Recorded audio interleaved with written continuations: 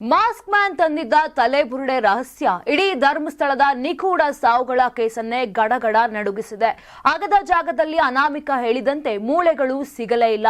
ಇದರಿಂದ ಪ್ರಕರಣವನ್ನು ಮತ್ತಷ್ಟು ಗಂಭೀರವಾಗಿ ಎಸ್ಐಟಿ ತೆಗೆದುಕೊಂಡಿದೆ. ಇದೇ ದಾರಿಯಲ್ಲಿ ಅನಾಮಿಕನಿಗೆ ಡ್ರಿಲ್ ಶುರು ಮಾಡಿದ್ದಾರೆ. ಈಗ ಒಂದೊಂದಾಗಿ ಸಂಗತಿಗಳನ್ನು ದೂರುದಾರ ಬಾಯ್ಬಿಟ್ಟಿದ್ದಾನೆ. ಅನಾಮಿಕನ ಒಂದೊಂದು ಹೇಳಿಕೆಗಳನ್ನು ಕೇಳಿದ ಅಧಿಕಾರಿಗಳೇ ಬೆಚ್ಚಬಿದ್ದಿದ್ದಾರೆ. ಎಸ್ಐಟಿ ಅಧಿಕಾರಿಗಳ ಎದುರು ಅನಾಮಿಕ ಸ್ಫೋಟಕ ಸಂಗತಿಗಳನ್ನು ಬಿಟ್ಟಿದ್ದಾನೆ ಎನ್ನಲಾಗಿದೆ. ಇನ್ನು 2014ರ ಬಳಿಕ ನಾನು ತಮಿಳುನಾಡಿನಲ್ಲಿ ಇದ್ದೆ. 2023ರಲ್ಲಿ ಒಂದು ಗುಂಪು ಬಂದು ನನ್ನನ್ನು ಸಂಪರ್ಕಿಸಿತ್ತು. ಧರ್ಮಸ್ಥಳದಲ್ಲಿ ಹೆಣಗಳನ್ನು ಹೂತಿರುವ ಬಗ್ಗೆ ಕೇಳಿತ್ತು. ನಾನು ಕಾನೂನುಬದ್ಧವಾಗಿಯೇ ಹೂತಿರುವ ಬಗ್ಗೆ ಹೇಳಿದೆ. ಆದರೆ ಆ ಗುಂಪು ನನ್ನಿಂದ ಮಹಿಳೆಯ ದೂರಿನ ನಂತರ ತಪ್ಪು ಹೇಳಿಕೆ ನೀಡಲು ಹೇಳಿತ್ತು. 2023ರ ಡಿಸೆಂಬರ್ನಲ್ಲಿ ತಮಿಳುನಾಡಿನಿಂದ ನನ್ನನ್ನು ಕರೆತಂದಿದ್ರು.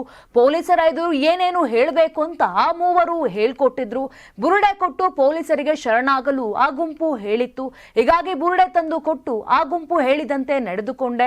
ಸುಜಾತ ಭಟ್ ದೂರು ನೀಡುವ ತನಕ ಭಯ ಇತ್ತು. ಕೋರ್ಟ್ನಲ್ಲಿ ಹೇಳಿಕೆ ಕೊಡಲು ಭಯ ಆಗ್ತಿತ್ತು. ಸುಜಾತ ಭಟ್ ದೂರು ಕೊಟ್ಟ ಮೇಲೆ ಧೈರ್ಯ ಬಂತು.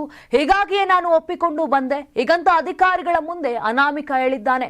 ಆದರೆ ಇನ್ನೂ 2 ದಿನಗಳ ಕಾಲ ಅನಾಮಿಕ ತೋರಿಸಿರುವ ಕಡೆ ಶೋಧ ಕಾರ್ಯ ನಡೆಸಲು ಮತ್ತು ಅನಾಮಿಕನಿಗೆ ರಿವರ್ಸ್ ಇನ್ವೆಸ್ಟಿಗೇಷನ್ ಮಾಡಲು ಎಸ್ಐಟಿ ನಿರ್ಧಾರವನ್ನ ಕೈಗೊಂಡಿದೆ. ನಾನು 86 ಕೆಜಿ ಇದ್ದವಳು 71 ಕೆಜಿ ಬಂದಿದ್ದೇನೆ. ವಯಸ್ಸಾದ್ಮೇಲೆ ಸ್ಮಾರ್ಟ್ ಆಗಿ ಕಾಣ್ತೀರಾ ಅಂದ್ರೆ ಜಿನ್ನಿ. 126 ಕೆಜಿ ವೇಟ್ ಇದೆ. ನಾವು ಈಗ 114 ಕೆಜಿ ಲೆಕ್ಕ ಬಂದಿದ್ದೀವಿ. ಯಾವುದೇ ಸೈಡ್ ಎಫೆಕ್ಟ್ ಆಗಿಲ್ಲ. 84ರಿಂದ 50 ಕೆಜಿ ಬಂದೆ. ಆಮೇಲೆ ಸಣ್ಣಗೆ ಫಿಟ್ ಆಗಿದ್ದೀನಿ. ಅದಕ್ಕೆ ನಾನು ಯೂಸ್ ಮಾಡ್ತಾ ಇರೋದು ಜೀನಿ ಸ್ಲಿಮ್.